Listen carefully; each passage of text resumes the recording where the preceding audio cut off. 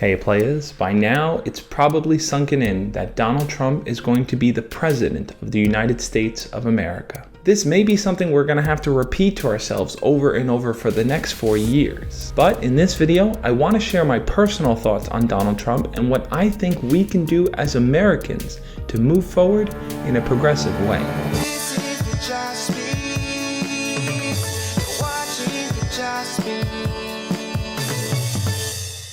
The two taboo topics they say to never talk about are religion and politics, and I've already done a video expressing my thoughts on God, so I figured let's talk about politics in a way that hopefully everyone can relate to. Whether you're a Donald Trump supporter or rejecter, there are several things that have happened that we need to look at objectively. I don't want to go into all the details of all the different things Donald Trump has said and done, but like any celebrity, his actions, his words, and his behaviors are a bit outlandish. As a popular figure and a person, I don't really see him as being someone that we could look up to. He isn't admirable by any account because all of his actions seem to focus on only helping himself. Now that is a big claim to make. I'm not saying he hasn't helped charities or individual people before, but his celebrity appeal is built on this idea of winning and winning at all costs. At the end of the day, the smallest minority is the individual, and for Donald Trump, it seems like if he himself is not winning, he'll be willing to throw anyone else under the bus to get there. Maybe deep down, there's someone there that we just don't see, but that person's not going to be leading the country. And because of that, I've seen how his rise to presidency has been so divisive for my friends, for my family, and for people all over the country. There are lots of people out there who are genuinely scared as to what a Donald Trump presidency and a Republican Senate and House could possibly do. That's not to say that just because the Republicans are in charge, all their ideas are bad. I think there are some very, very strong cases to be made on the Republican side.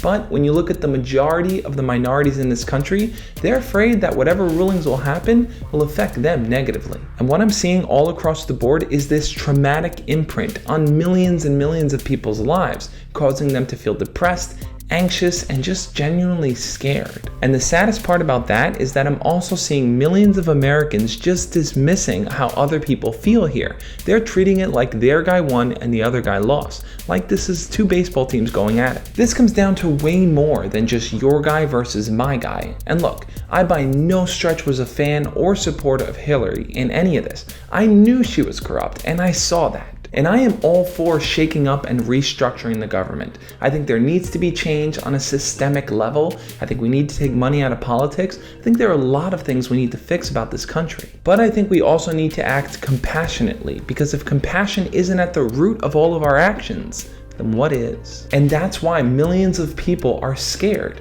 They don't feel that Donald Trump and the Republican leading government is going to look out for their interests. So if you're a Donald Trump supporter, here's what you should be doing. Reach out to those people with compassion, the ones that you see suffering, and share whatever you can. Articles, quotes, or full-on game plans to let them know that they can be safe under our president. And if you're a Donald Trump rejecter, I want you to know that it's okay to feel the way that you do. There's nothing wrong with feeling angry or sad, but what matters is what you do with your feelings that count. If you don't agree with Donald Trump and the Republican leading government, then get involved in politics. Start doing whatever you can to be educated and aware so that you can help make changes there. But I get it, you may need some time to heal first. Just because you know what you want to do doesn't mean you can actually do it right now.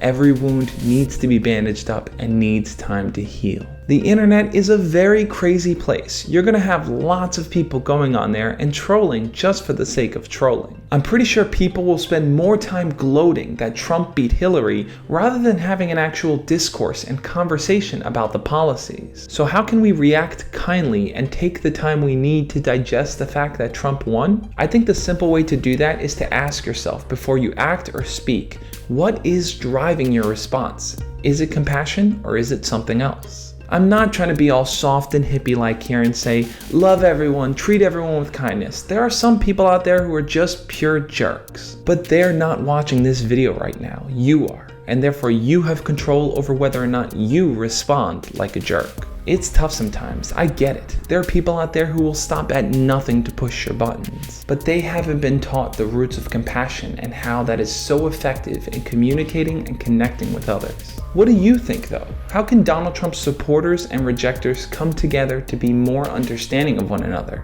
Leave your comments below and we'll talk about it. All in all, no matter who is president and who is in Congress, the goals should remain the same. We want leaders that will reflect the will of the people and will push us forward to be a more kinder, caring, and growing society. So that's why I want to say to you, Mr. Donald J. Trump, the President of the United States of America, carry this nation forward with the values of compassion, mindfulness, and confidence. If you're willing to do that, I think we're all willing to work with you too. As always, guys, love and peace.